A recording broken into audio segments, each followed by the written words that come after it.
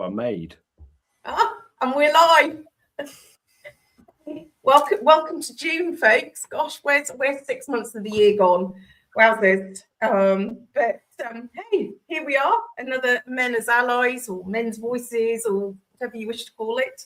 But last night, might have been last night as well, but last month we explored Who Holds the Line. But tonight we're kind of going a step further and exploring something slightly different, although obviously clearly related.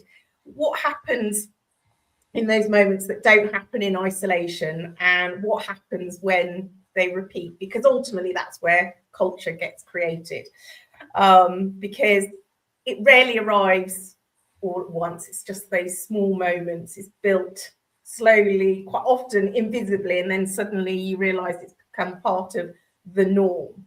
You know, a bit like, you know, the phrase that I used in the posts, oh, that's just how they are. You know, how many times have we heard that phrase happen? I mean, I probably even said it myself. But, you know, I'm sure we probably all have said it. But I think that sentence in and of itself, said a lot about how quickly we can become used to things and create them as the norm, and thus establish culture. So I guess I'm going to throw it to you guys. Lovely to see you all, as ever. So yeah, I mean, you must have heard this phrase, or is it just me who's heard this phrase? Mark, I'll throw it to you first. Or is it just something that I've only heard? That's a good question. Like, I suppose in the kind of work that we do, like, you know, from a coaching perspective, you know, you'll often hear someone say as to why they did something. It's because, well, that's the way we've always done it. And you always know when someone says, because that's the way we've always done it, you're in trouble. I will refer you to the Tying the Cat Down story from about a year ago. And I heard someone tell a very similar story at a thing I was at there last week. It was on the same lines of doing something because we've always done it, as opposed to knowing why we do it. And I think that's a very true statement of our culture. And I think probably, this is going far out there, right? But I think one of the reasons why we are at such loggerheads in our culture today, like you even look at, you know, someone puts up a pride flag and you get the people giving out about it and stuff, you know, because the culture is stretched to that. And there's a lot of people trying to keep it the way we've always had it, and they want it that way. And they're working hard to get it. Look at what does MAGA mean except America 1950, you know, that when America was great, like, you know, that kind of thing. And there's people who are trying to push and really push in this direction. And we're struggling to find the middle ground, really, because we're at such polar opposites of where we want to be. You know, we don't know what that is. And I think it's very easy to go back to it because it's an excuse too, isn't it? You know, it's the way we've always done it. That's the way it always is. So it's easy because you can hide behind it because you don't have to take responsibility if it's like that. You know, and that's a nice thing to be able to do in a bad way, not have to take responsibility because it's what always happens. And, you know, we spoke about it, Dan, you mentioned the locker room kind of way in WhatsApp groups, because it's what happens in this space. So therefore it's fine because it's what happens, you know, so it's not my problem. It's not my responsibility, you know. But that's why it won't change, because too many of us are, it's not my problem. And I think, you know, I mean, we said last time, you know, with regards to, you know, who holds the line, we pretty much agreed that everybody holds a responsibility to hold the line, and therefore, you know, we all have a responsibility to step in and say, no, that's not okay. Otherwise, as you say, you know, it just carries on and we're unchallenged, and yet it needs to be challenged. You know, I guess, Matt, you know, I mean, I don't know what your thoughts are, but I mean, I think it is too easy for it to become just normalized. And where do we stop? I mean, well, that's what it is, isn't it, really? That response of that's how it's always been, or other such like. I mean, another one that I certainly do hear is, oh, he didn't mean it like that. He's not that kind of guy. He didn't mean it like that. And I think that's just a sort of a proxy for, I don't want the discomfort of challenging it, frankly. I get it. Most people don't like the confrontation, and particularly if it's somebody that you know and quite like, and you know who's generally a good guy, we let it slide because it's easier to do that. But you know, it's those little moments, and not picking up those little moments that does create that culture.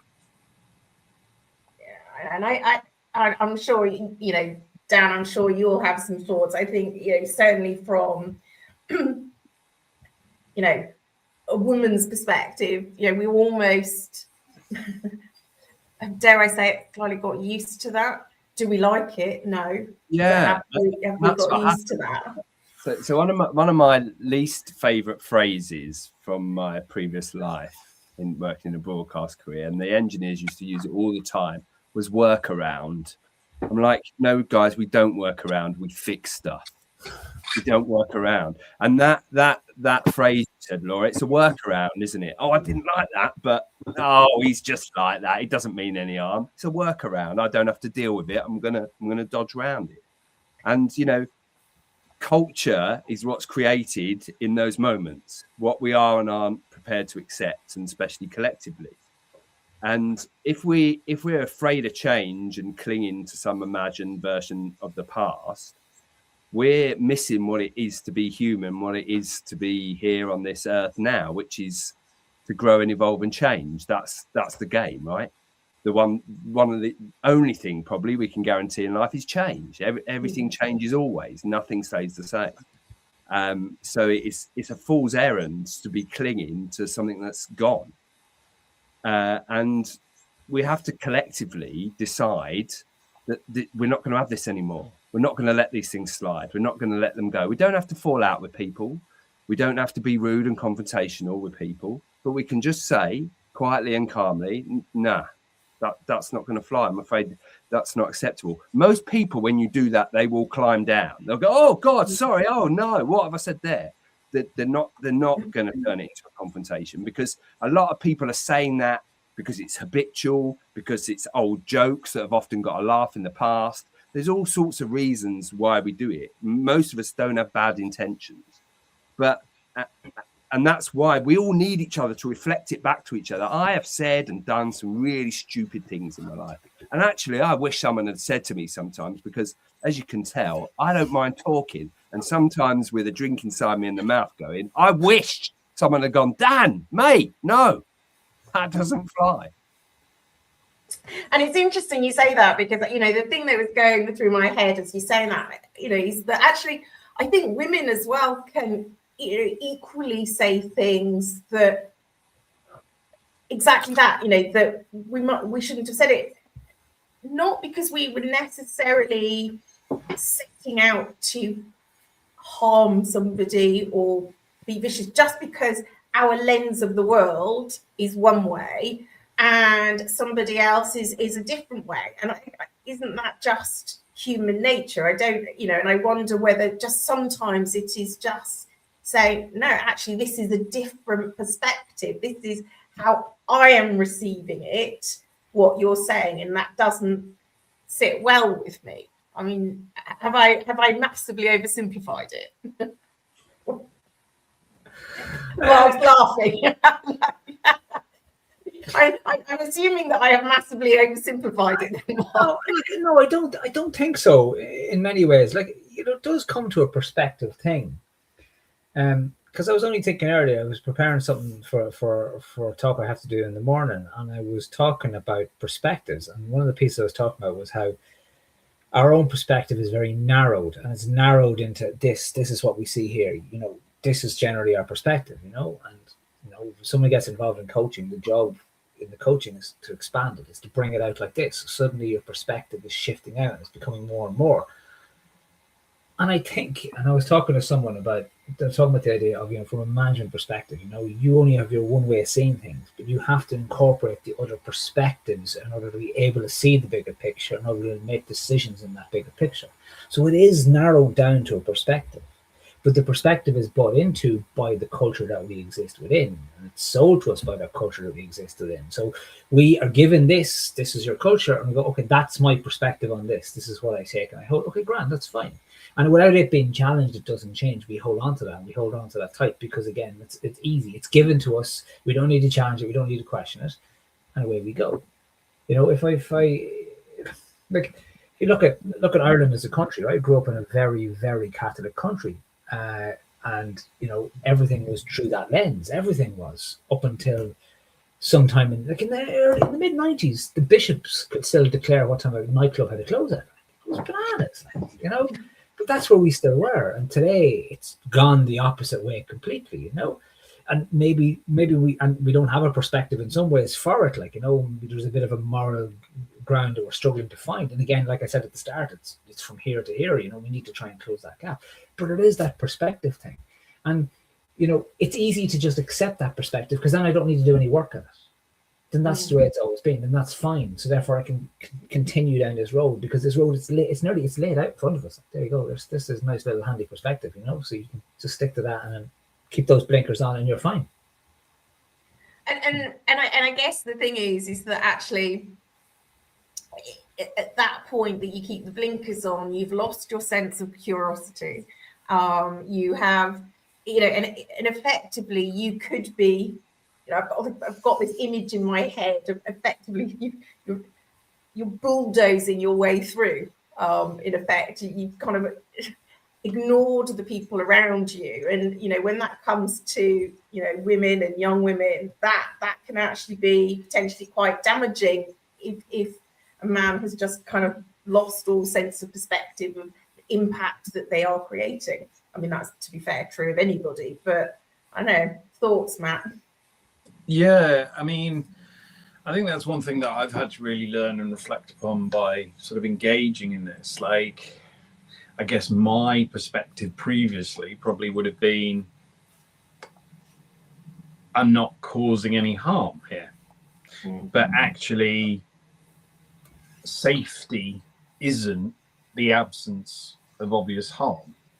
Mm. It's whether people feel able to speak, to challenge, to say no, to walk away, or just, I don't know, you know, like be themselves without having to calculate the consequences, as we've heard that, you know, women have to do so much. Am I going to do this? Let's calculate the consequences, you know.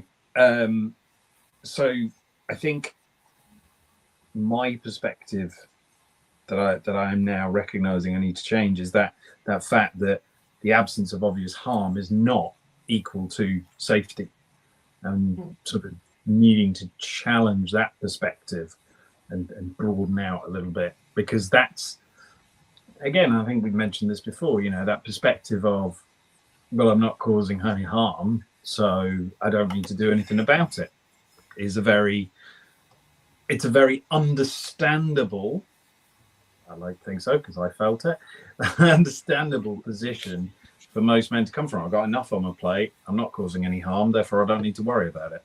Mm. And I think that's very true. And I think it's interesting that you say, you know, the calculations that women do in order to feel safe. And I'm going to throw it to you, Dan, because you'll probably say that men do many calculations as well in order to because it's become so prevalent. I have a perspective that men also do a lot of calculations as to, oh, should I say that? Oh, don't know. You know, and actually therefore retreat and don't say anything at all, which actually then silence in and of itself is a challenge. And that then creates a culture that isn't safe as well. Yeah, that definitely happens, Laura. I think a lot of people don't say things because they're worried about making things worse or saying the wrong thing, or coming across as jumping in and coming to the rescue of a woman who doesn't want somebody to rescue her at that point in time. Because we've all done that as men. We've intervened when it wasn't welcome, and we've been put firmly in our place. And there definitely can be a reticence there, Laura. It's difficult. I had an opportunity recently. A LinkedIn contact, somebody I got chatting with, runs a women's community, and she came to me very excitedly and said, let's get our two communities together and sit down and see what we can share and learn about each other. I was like, wow, I love that as an opportunity. So I went to my community and I said to them, right, what should we do with this? Give me some ideas, a steer. What can we learn from each other's experiences? Tumbleweed, nothing. Yeah. Tried again, got a couple of responses. One guy went off on some rant about how men are represented on daytime TV, and one bloke sent me a thumbs up. Great. And I think how do we move that forward? Yeah, and that speaks to, Laura, what you're saying there, because actually this is a group of good men, right? Yeah, absolutely. I'm careful about the guys I have in my group. They're good guys who, want to do their bit for the world to make it a better place. And I know every one of them would like to be able to be an ally and create a safe environment, but they just don't know how. They just don't know what that means. And you're right, absolutely right. They're very concerned about saying the wrong thing at the wrong time and upsetting or offending somebody. And I think it's, that's not good enough, really. It's not good enough. But we can find ways to communicate these things. Graham Coulson, who's been on this call, who does bystander training, he talks about calling people in. And that was the first time I ever heard that. And I think it's a wonderful phrase. And I think it's exactly the attitude we should have and the way we should do it. There are times where lines have been crossed to the point you have to call out. But ideally, you call in. You speak to somebody as a friend and you say, look, mate, what you said there, this is how some people will receive that. And I think sometimes when you hold that mirror up to blokes, they're like, oh, God. Really? And people have done it to me, Laura, and they said, Dan, you said that, and here's how it landed. Because as I keep saying, my mouth runs away with me sometimes. And I'm like, oh, no, really? Oh, and then I get that reflected back to me, and I change. And I think most men would do that. They actually want to learn, but there's got to be a desire for both, on both sides, right? From women and men, to understand each other. And stop dismissing other people's experiences because you don't experience it. That's absolutely key. If we keep doing that and we're not listening, then there's no proper dialogue and nothing changes. And I think that's exactly the point for me. I think it's we mustn't dismiss people's experiences because it's their experiences. That's men, women, young men. Everybody experiences the world in a slightly different way, and the moment that we dismiss anybody's experience and we're not really listening, and actually we're not working together, and I think it's easy when we're busy to almost effectively what they're saying is, I haven't got time for this, I've got to carry on, and in that moment that can have an impact. But I think this is where I go to this place that actually women do that as well. Women can dismiss other women's perspectives and then have an impact. And I think, to your point, Dan, I went up to London recently to watch listen to Amy Watson of Hassel speak with the Dad Project. And it was, the question that headed up the event was basically, why don't women still feel safe? It was just a conversation, and it really was just a conversation. And, it was just an exploration. And, some of the, after about 20, 25 minutes, people from the audience were starting to sort of say, well, look, don't you realize that, all the things that I have to do before I even get into a taxi? And then the men were saying all the things that they started to be apprehensive about because they didn't want to tread on toes, say the wrong thing. And so, effectively silent. But the conversation gradually got momentum with it. But it was just quite an open conversation. It wasn't, it wasn't from a point of view, men, why are you doing this all wrong? It was genuinely just a very easy conversation. It was, I don't know, kind of fireside chat, but not really. But it was an easy conversation because it was open-ended. It was about how everybody was experiencing the world. And I think when we go with that type of open curiosity, acknowledging that we all see the world differently, and actually any one of us could inadvertently offend somebody else just because of the way that we have experienced the world. But I guess, you know, I think there's a part of me that says that quite often some things can be really small, and then afterwards we look back and go, oh, that was a bit bigger than that. I shouldn't have done that. I don't know. Is it just me who's had one of those where you think, oh, it was only small, and then you walk away and then you go, oh no, I can see how that's increased. You're all laughing at me, so I'm assuming that there has been definitely an occasion. You don't know how anyone receives anything, to be honest with you, Laura. Like, you know, Yeah. You don't know what people are carrying. You don't know how the most innocuous remark can be an absolute trigger for someone else. But I think what's very interesting that you're talking about there, you know, when you're talking about, like, you know, women are practiced at trying to be safe and men are concerned that they're doing the wrong thing. If we look at that from its root, it's like, so women are practiced at being are trying to manage their vulnerability while we're trying to manage to be vulnerable, and because we don't know how to do it, like, you know. Ooh, I like that. Can we just which just sounds totally ridiculous, isn't it? let that land? That's genius, Caroline. But I think there's the truth of it too, because that's what we're struggling with, like, you know. And it was like, it's because I was doing a talk on vulnerability for men the other day, and like I gave this talk. First time I was asked to do it was 3 or 4 years ago, and they asked me to do it, and I had this talk written, and it was to be on the Tuesday, and I was thinking, I was looking at it going, what is wrong with this talk? There's just something completely wrong with it. And I couldn't figure out what was wrong with it, and then I realized it's a talk on vulnerability, and I'm not being vulnerable.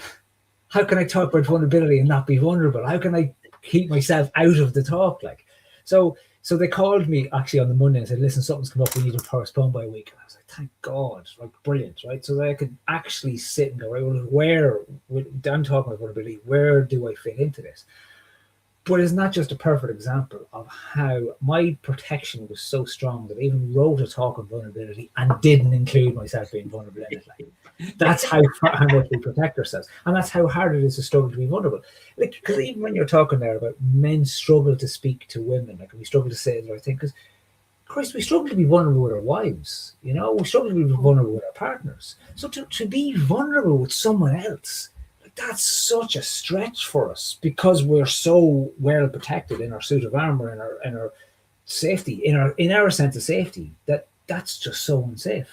And that's probably a lot of it there that we struggle with. And it's so, you know, it's like, as you say, you're giving a talk on vulnerability and yet you're not vulnerable, and actually people can feel that. Oh yeah. And that's the thing, that's the irony of it. So even if you've gone in with your talk about vulnerability, but not been vulnerable, and then done the same talk and been vulnerable, people would have felt the difference. And I think that is so important to recognize is, you know, you've got to be congruent what you say versus, you know, the sort of what the emotion, the feeling that you give off. They've got to be congruent with one another. Because otherwise people don't feel safe around that. You know, does that make sense? Oh yeah. And I think that in and of itself can make people feel uneasy. Some of the work, you know, as you know, I'm doing some work with South Eastern Railway about passenger safety. And, you know, I was reflecting back on the conversation, and I was thinking, yeah, this is brilliant. You want to make all the passengers feel really safe, and you're getting all these passengers on board to this forum. But actually, if the teams, you know, who are effectively the frontline teams to Joe and Jane Public don't feel safe in themselves, then actually all the work that we're doing isn't going to make a difference, because that lack of inner safety will, will just ripple out of them, and women, young women, men will not feel safe anyway. I mean, so I think it's really important that we recognise that the two go together in order to be able to create, a culture that really does feel safe. I mean, I know it's not easy. Yeah, it's not easy because we have our own internal narratives and our own internal monologues that go on.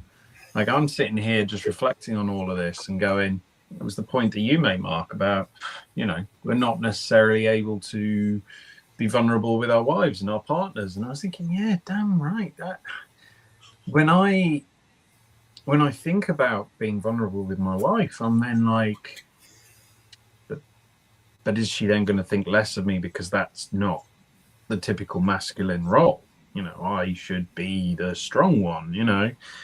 Showing vulnerability isn't necessarily very attractive. I can't do that. She'll think less of me. Now, my wife's done nothing to provoke that thought. There's no factual evidence in that, but it's the narrative that I've created in my head. And so it is very difficult to be vulnerable in that sense. And I'm almost being vulnerable about being vulnerable, if you know what I mean. Vulnerable cubed. Yes.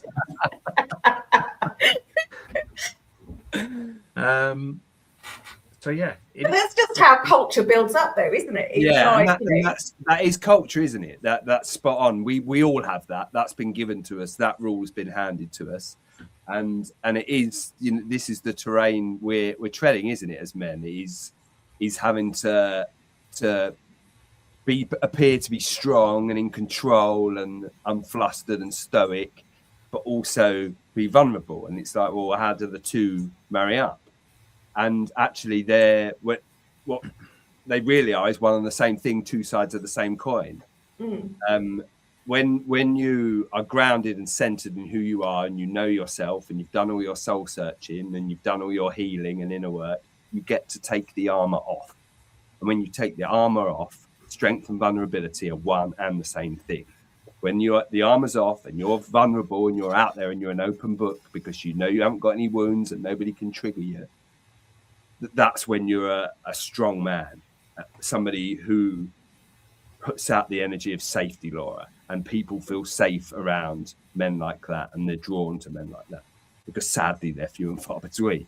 But that's the work, Laura, right? The work is to turn our attention inward, to look in the mirror, to do the healing, to look at the dark depths of our soul that we've hidden away from and run away from for years, maybe decades.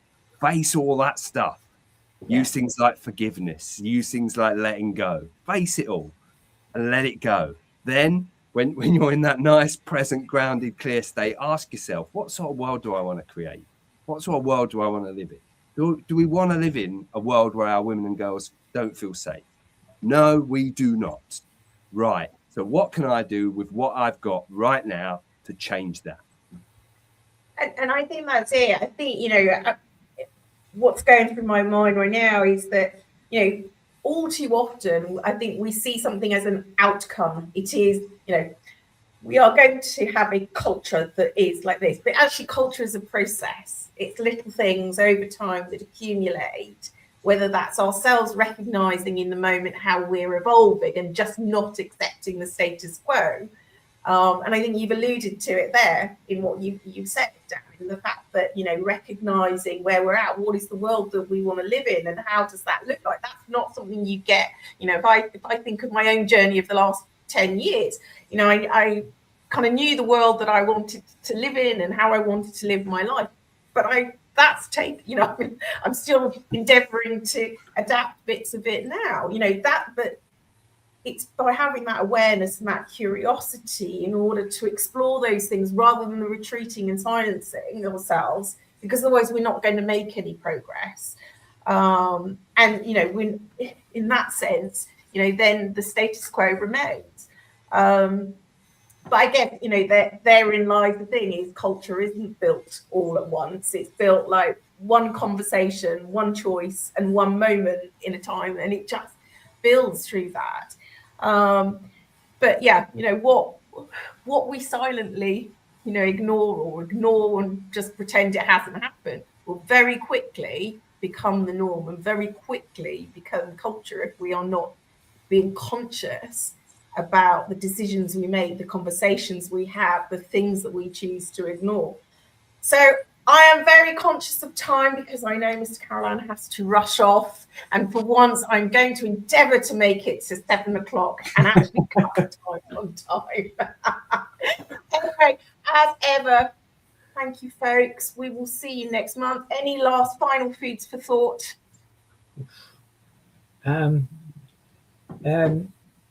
There is a space for manning up, Laura, but we have that phrase so confused.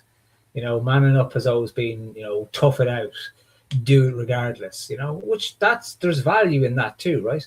But it's not at the expense of anything else. Where manning up is doing the right thing at the right moment when you can. Manning up is approaching that vulnerability and strength factor as one thing. That's where we can man up in the best way. And I'd love to see that be what manning up becomes. You know, it's not ignoring it. It's going through the hardship, but it's going through the hardship of developing what we need to do to become and change the culture to what it needs to be. No, I absolutely agree, Mark. Any final thoughts from you, Dan, Matt? I would just say we are all responsible for culture, every one of us. Yeah, I agree. Matt, any final food for thought? I'm just going to bring my coaching mindset to this. You know, you talk about how it's the little moments, and you know, we're not going to create a perfect culture overnight. It's not going to happen, probably never going to happen anyway, but it's about questioning, well, what's the right sort of small first step? What's the right the small first step that is going to improve things? Yeah, and I absolutely agree with you, because it's taking a step. You know, to not take a step means we're never going to get there. So thank you as ever, and look forward to next month, 9th of July, although some of us will be celebrating big birthdays, so won't be joining us. Anyway, wonderful. Take care, everybody.